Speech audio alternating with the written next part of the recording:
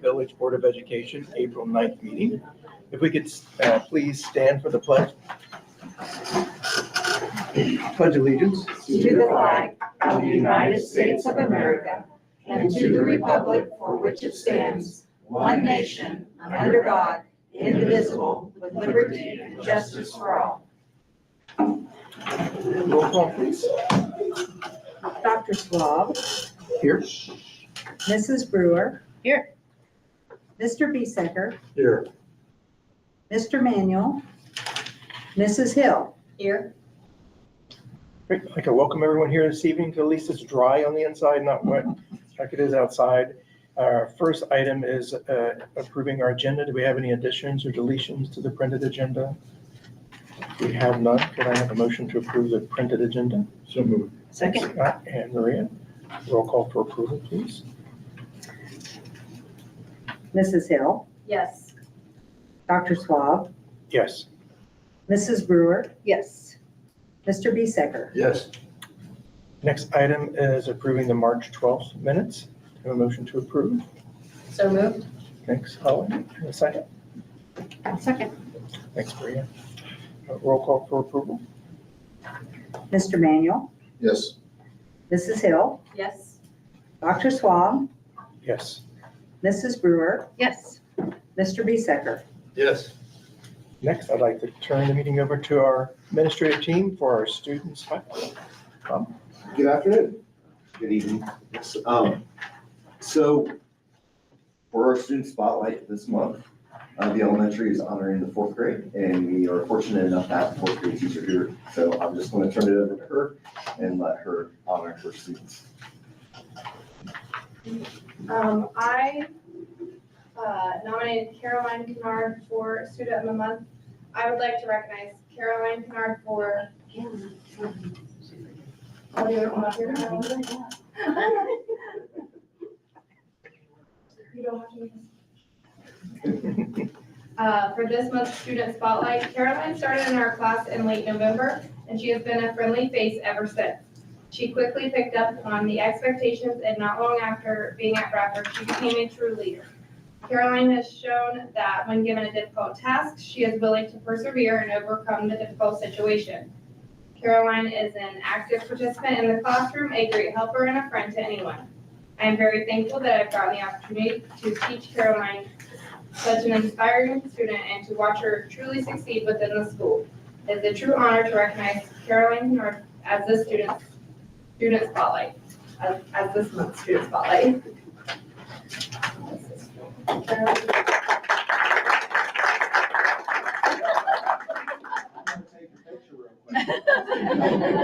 That's not what you want, is it? Congratulations. Okay, and then Hunter.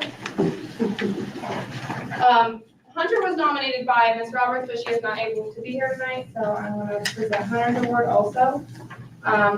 Ms. Roberts wrote, "I am honored to nominate Hunter for this month's Student Spotlight. Hunter has consistently demonstrated qualities that make her an outstanding student and an exceptional role model for her peers.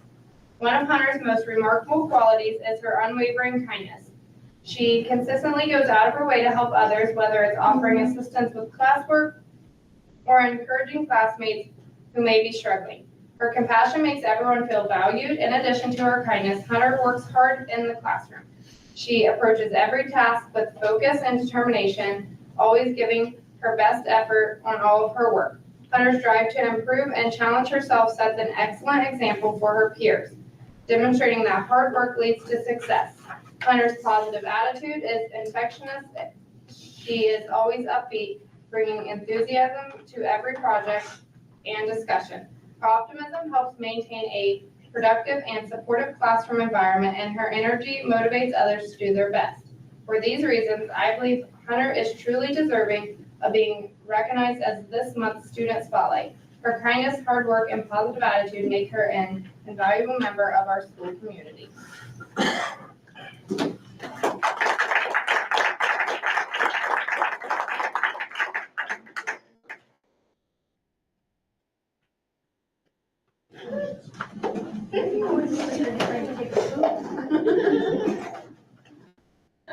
And for our junior high school honorees, first of all, we have Abby Henry.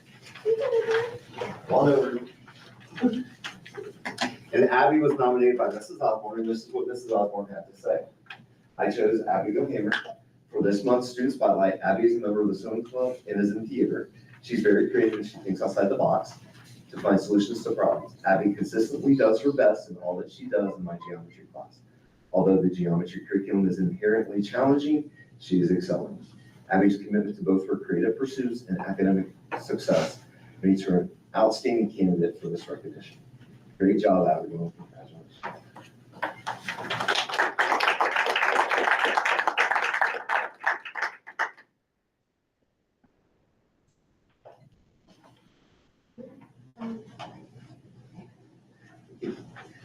And then our last honoree is Joey White. Come on up, Joey. He was nominated by Mrs. Need, and this is what Mrs. Need had to say. I'd like to recognize sixth grader Joey Wagner as this month's Student Spotlight. Since the beginning of the school year, Joey's made tremendous strides in both work ethic and classroom participation. Over the past few years, Joey has showed remarkable improvement in turning in assignments, and his reading grade has improved tremendously. Additionally, Joey has opened up more in class, contributing valuable ideas, sharing, asking questions, and just participating in general conversation with his classmates and teachers. Joey's third quarter grades were the highest of his entire sixth grade career. He is working hard and setting a great example for his peers. Keep up the amazing work, Joey. Great job, Joey.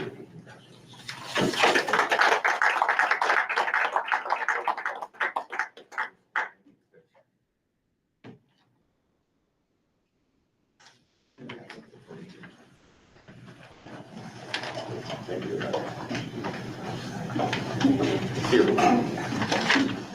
Thanks. We'd like to thank all the parents and the students for participating in this part of our meeting. It's one of the more enjoyable times we have in the evening. And I'd like to pause the meeting, give everybody an opportunity if they'd like to head on home and start the rest of their evening.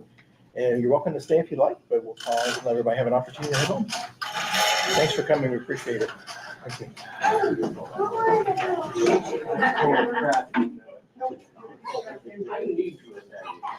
Well. Yeah.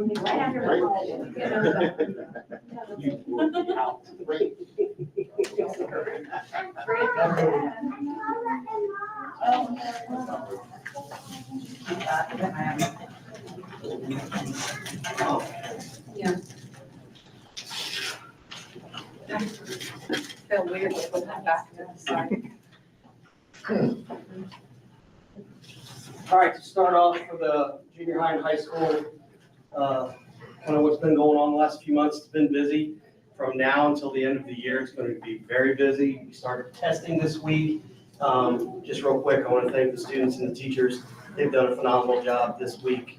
You know, our typically when you start testing and you throw in a 2-hour delay, you have kids that miss.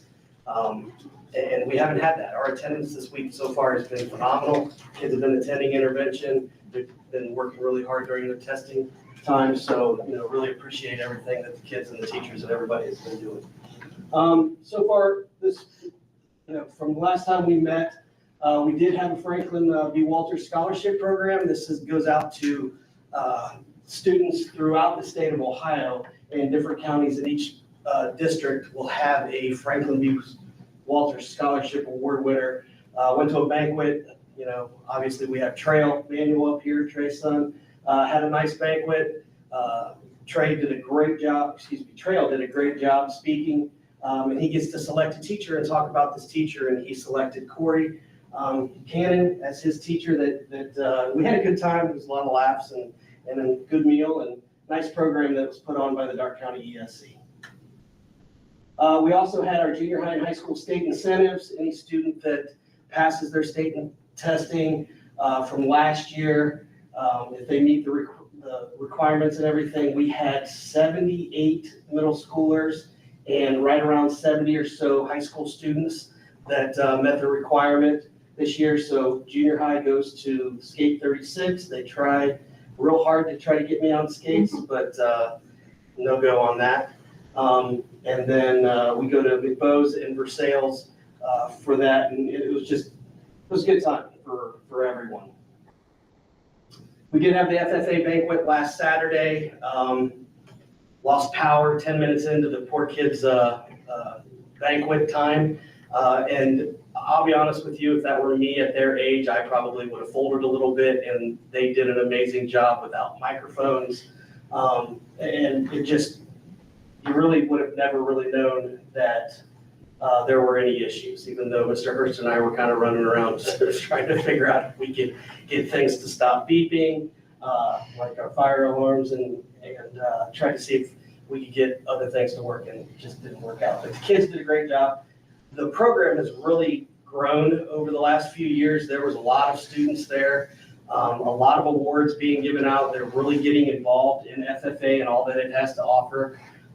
So, you know, it was a very nice evening. They had a silent auction where a lot of people bid on a lot of different items, and they were able to earn a little over $1,200 that evening for their chapter of the FFA, which was great for them. With all of the trips and all the things that they do, you know, every little bit helps. Had the middle school dance, which is always an interesting time. Mr. Daughtery attended that this year. So it was a good turnout. PTO did a great job with it, so thank you, PTO. Kids had a good time. There weren't any issues, so that's always what we as administrators like to hear, that kids had a good time and there weren't issues. And then last but not least, one of our very own, Miss Emma Levy, was the student of the quarter this past 9 weeks at the Career Center. So very, very impressed with Emma, and, you know, her sister as well, but Emma was the student of the quarter at the Career Center. So that's a nice honor when one of your kids from your district gets honored in that manner, you know, at the Career Center.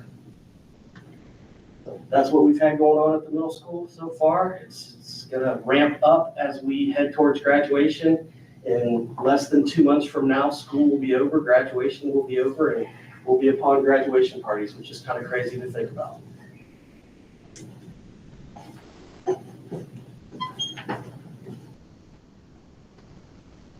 For the elementary, I know that the junior high and high school inspired me to get the 4th and 5th grade. This is not part of the slide. I was letting you know this 4th and 5th grade to set goals for their air testing. So I met with each one of them individually in 4th and 5th grade, and they set a goal for what they would like to see them do on the air test. We went over the goal, what they scored last year, and then set a new goal.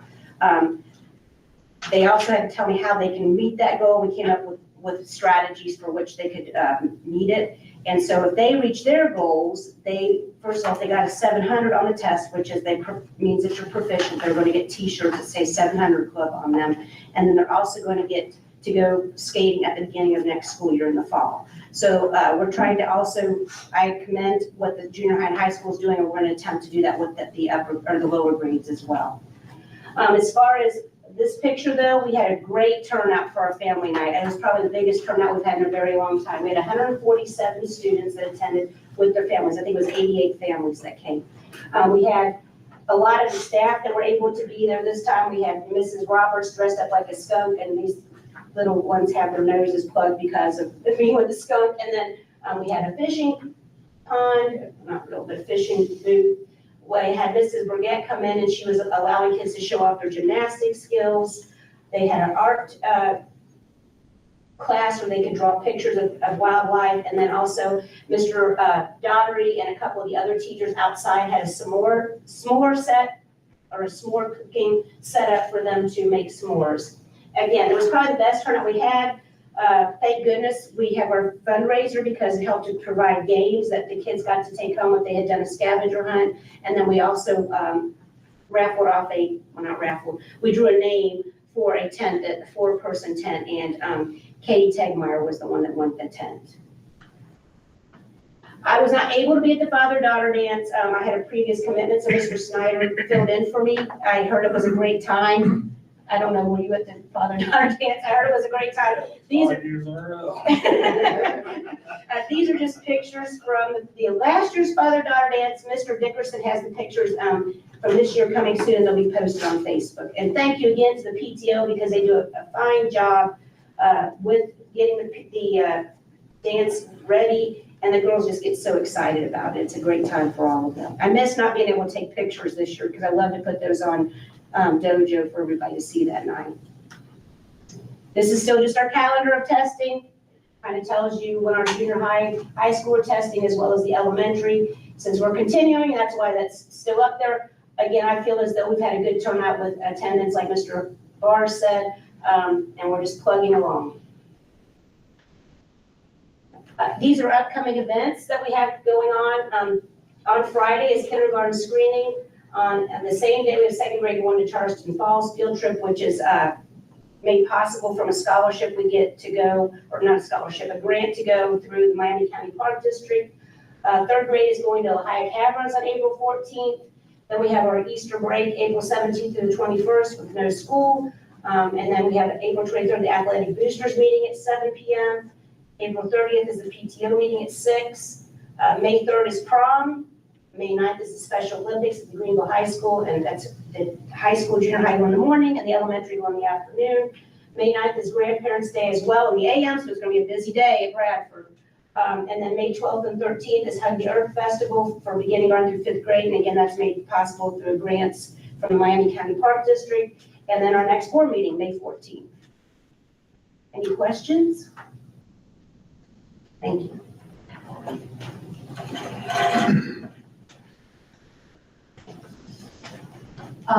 We are currently in the middle of the thick of things for the spring season. The weather has not been super cooperative, but somehow we've managed to get pretty much everything in, which has been great. We, just a little overview, we did finish up 2 track meets so far that went off pretty successfully, I think. We had one small hiccup with a computer thing. The 4x8 is a very long race and my computer was not quite ready to handle it. I don't think, was it, Mr. Roderick? But other than that, things have gone really, really well. We have 2 more regular track meets during Easter break next week. We have the high school one on the 17th, and that will be senior night for any of our senior athletes. I believe we have 9 senior track athletes. Then the 21st, we have a junior high meet before we get ready to host that WOAC meet on the 10th of May. So, and then that's just a few of the meets and games that we have through the next couple of weeks. Lots of baseball and softball going on. We have lots of conference games coming up, and those track meets that we have at home. If anybody wants to volunteer to help at track meets, I will gladly take your help. I'll show you everything you need to know. And go to the next one. So is the WOAC meet only one day? Yeah, so we're only doing the junior high. Okay. So the high school track meet for WOAC will be at Tri-Village on, I think it's the 13th and the 15th, or 12th and 14th, something like that, but that's a 2-day. Okay. But for junior high, they only do finals. So. Okay. We have had a couple busy days here. Today we had a couple, and we had one last week. Griffin Trevino had his signing day last week. He's gonna be attending Defiance for powerlifting. He is our first powerlifter that we've had and sent to the next level, which is super exciting. So he'll be competing next year. And Defiance, or powerlifting, is only an all-encompassing division sport. So he'll be competing technically as a Division I athlete next year. Today, we were able to do a signing day for Megan. Megan is going to be attending Edison next year and playing basketball. And we also had Owen signing today. He's going to be attending IU East for basketball. And all of their collegiate coaches were able to make all 3 of the signings, which was really neat to have them here in the building and see our facilities and meet all of our coaches. So it's been really exciting. We've got 3 college athletes going to be playing next year at the next level. Any questions? I have a question. How is the new gate process going with baseball and softball? It's going. There are, some frustrations and stuff amongst the people. I think most of our fans have passes anyway. So like if you purchased a pass at the beginning of the year, those are good, which most people did just because their kids are in other sports. The conference teams, obviously, like they know it's coming, they're fully aware of it, so we haven't had any hiccups there. Some of the non-conference opponents are a little frustrated by it, but we all, as a conference, firmly believe that we were just the first ones that did it, and everybody is going to follow suit sooner rather than later. Probably we've already heard talk that there's a few conferences doing it, planning to do it next year. The spring is a very expensive season for athletics, and this will help. You know, all we're trying to do is cover the cost of umpires and things like that, that normally have just been completely outgoing with nothing coming in. So, but it's been going pretty well for the most part. It's a little hard to keep money from flying away outside in the middle of all these like rainy, windy days, but other than that, it's fine. Great, good to hear. So they can pay both cash and electronic. Yeah, so I have it set up on our website, so you can buy those tickets ahead of time if you want to. And that way you don't have to worry about the cash, or we have cash at the gate. Thanks. Mhm. Maria, do you have anything? Just why was it at the last meeting to say the letters went out, all the kids were accepted, all of the programs are full. There's one or two that weren't at full capacity, but I think they are now. So the school's up and ready to go. They're at or above capacity right now. So all the programs seem to be doing really well. And all of our students that applied got into their first or second choice. Oh, that's great. From Bradford. So that's pretty awesome, Yeah, because they're pretty much a first come, first serve. yes, they are. Not like our school's a little different, but their school's pretty much first come, so they were quick at getting the. Yes, Wendy does a very good job of making sure that they all know to, I think it's 7:00, and we had kids I think our last kid to turn something in was like 7:08 or something. So That's it's awesome. truly first come, first served. Yeah. Schooled them well. So and I missed the last meeting there as well, so I have nothing else for you. Tomorrow's meet the teacher, isn't it, I think? Oh, the open house, yes, Yes. yes, thank you. Thank you very much. Next, Mr. Hurst, do you have an update? I do. I just have three things to talk about this evening. The greenhouse project is moving forward. We've transitioned just a little bit to get some quotes directly from greenhouse vendors. We've got a pretty good one online right now where we think we're going to be able to forge ahead here with this, but we are making progress finally. The hallway project, we've talked about this a number of different times, but they are coming back over spring break, which is next week, to come in when there aren't so many feet in the building and sand down some of those imperfections, sand everything flat, and then put one more coat of clear coat on there. So hopefully after spring break, that will all be done. We'll be able to get the walk-off maps completed. We'll put the pop machines back where they're supposed to be, all those fun things that are supposed to be there. And then the Head Start restroom project. We talked about this grant many, many times with the ECE grant. We've got, I commend our maintenance staff. Skip and Aaron have done fantastic things with this project. They put in the floor, the baseboards, the fixtures are in. They put in some of the ceiling, the doors in. They put in the walk-off mat in the classroom itself and covered up that space where that big wardrobe cabinet was. So it was a blank space from the carpet anyways. So it's very, very, it's coming along well. They're coming in next week during spring break when nobody's here to tap into our sprinkler system and get that finished up. Once that's done, they'll put in the partitions and the lights, and we'll be pretty much ready to move in. So they'll have to come back and do one more inspection, but that'll be the last of it. And that is all I have for my report, unless there are questions. Any questions? Thanks, Joe. Thanks. Server, do you have good news from the treasurers? Yes, just a couple of things. I wanted to talk a little bit on the board agenda tonight. We have been working through the CEP process and trying to determine whether we could offer the free lunches this next year. And we've turned in an application. Cheryl Clark has been working on this the last few months.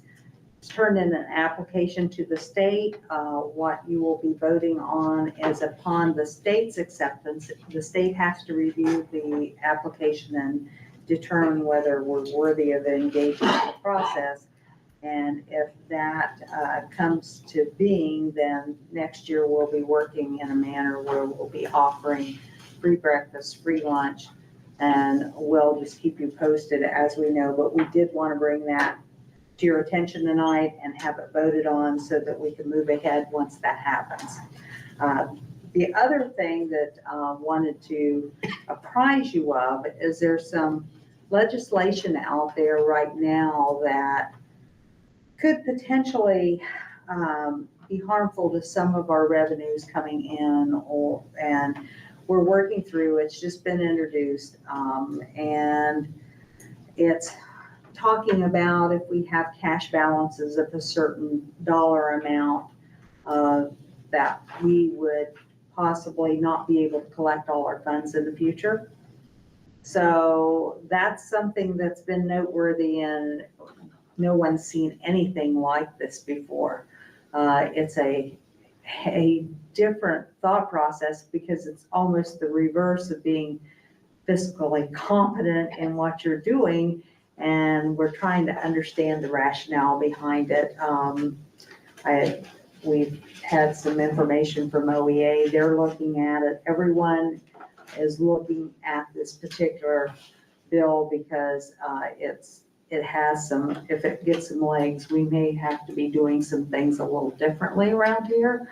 But we're monitoring it, and depending on how this moves forward, I'm going to be watching this on a daily basis and keep you apprised of what's going on with it.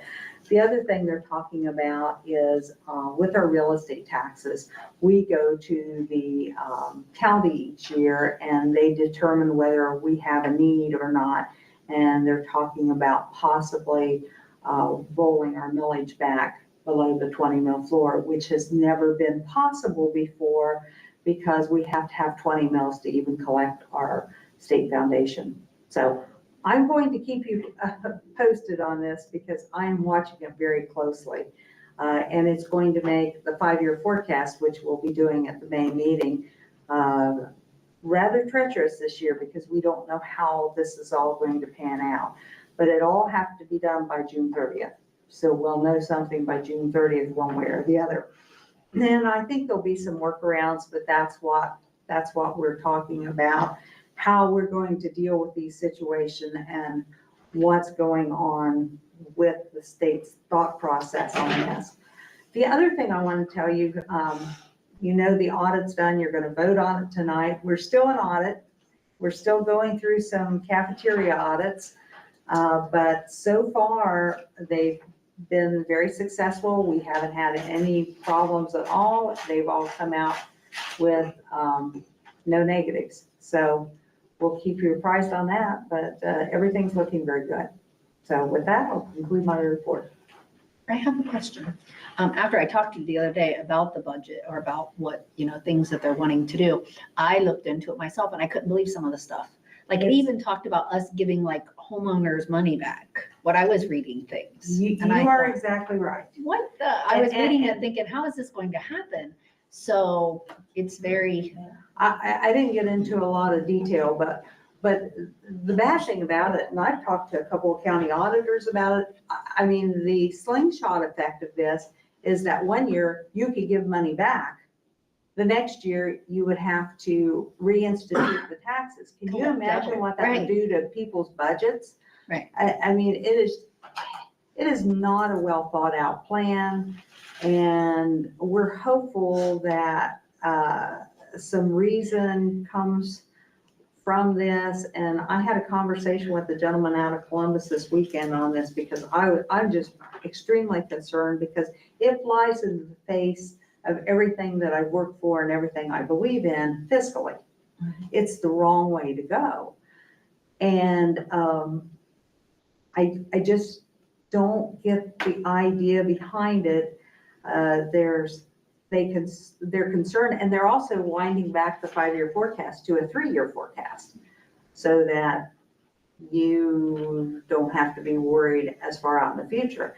Now, quite honestly, I know you can't project out that far, but it makes you react when you see those numbers out 5 years. There's nothing wrong with planning for 5 years. If you're going to be fiscally prudent, you're going to look out there and see what the long-term effect is. So I am extremely concerned about this. what is this something that we could reach out like to representatives? What's our best way to do this? Well, Like who that would you reach out to? we need to be doing that. I have actually some letters that I've been working on, didn't have them quite ready for tonight, but if you would like, I'll send them to you and we can start a letter campaign on this, because I think it's very, very important. Yeah, because when I was looking at it, I was looking at, well, especially as much grants as you do, as much grant work as you do. So we get a lot of money through grants that doesn't really come out of our general fund. So that's a good thing for us. But now they're going to kind of punish us for having money in our general fund. So it's just it was very complicated. When I was reading it, I was like, where is this coming from? Well, it is, I don't know if they truly understand what they're doing, but there's just a lot of difficulty I see.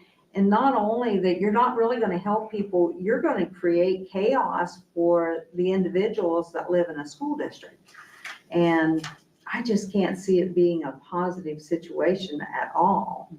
So we'll see what happens with this, but I'm not hearing that the county auditors are thinking this could go through, but we've seen stranger things, and you're talking about the federal funding. We have some of our federal funding that has now been locked down because of the way the budget bills have come out. I've been working on applying for the school bus refunds. Some of those were tied to they're all tied to the Inflation Reduction Act, which right now the money has been frozen. So we have some serious problems to deal with. We're lucky that we got through as much as we did, but even the solar project, that's frozen at this point. We're still waiting to hear back on that. It's not dead, but we don't know where we're at. So we're getting a possible double whammy, because we're getting the situation for the grants, and then we have this to look at, and we need all these funds to be able to do in this district what we need to do for the kids. So we'll keep you posted, and I will be glad to send you letters if you would like to respond to some of our legislators. Yeah, that would be great. Thank you. Any other questions? Okay, thanks, Carla. Next item is participation by the public, and I do have a request. I have a question. Is this an individual? There's two names, so is it He's not Tina? speaking, it's just, I asked, I didn't know Okay. how to fill that out, sorry. Okay, no, that's all right. That's why I was just clarifying. So I got to get it filled out. And it's regarding funds for alarms on our doors. So for public participation, I'll give you the structure, the way it works. So we have a policy at the board. It's important really for the public to be able to interact and participate in our meetings, and we're open to that. And so any interested individuals who want to participate, it can be around school activities and functions, but we're not able to or not participate around restricted information regarding discussing ongoing investigations or naming any specific individuals or things we can't do in an open public participation. It's a 3-minute time limit, and we don't really have much. It's not a discourse. It's your opportunity to bring things to us so we can hear. So if I think somebody runs a clock, I guess is the way it works, right? So pull one up real quick. There we go. Super. It shouldn't take long, I just wrote something out. And then- Tina, perfect. So Tina Howard. Thanks. We did, okay. Yeah. Hi, my name is Ms. Barlow. I have 3 children who attend Bradford School. I have lived in the district for almost 12 years.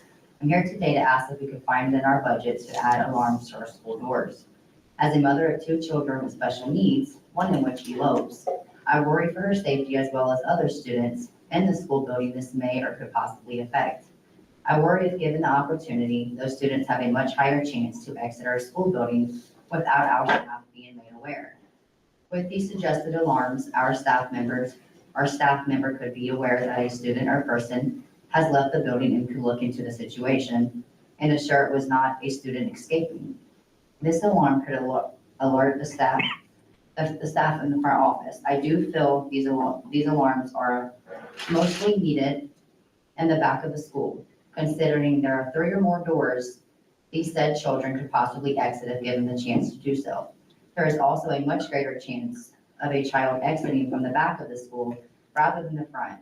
I know we've had issues with our doors in the past. This could also alert staff if our doors are having mechanical issues. I appreciate you guys allowing me to speak tonight. Thanks again for your time. Thanks, Tina. We thank you for the input. The board appreciates everyone's input, and we'll take this information into consideration with the administration. Thank you. Thank you very much. Next on our agenda is the financial report from the treasurer. Carla, if you could give us a high-level overview of what you would like us to approve this evening. Yes, items, once again, 1, 2, and 3 are typical items that occur on the agenda. Number 4 is just a transfer to cover some dollars that will be coming out in the future. Same way with 5, 6 donations. 7 is the financial audit acceptance. More donations on 8. They have some grants that we are applying for. We have the REAP, the Early Childhood, the Believe in Reading grant.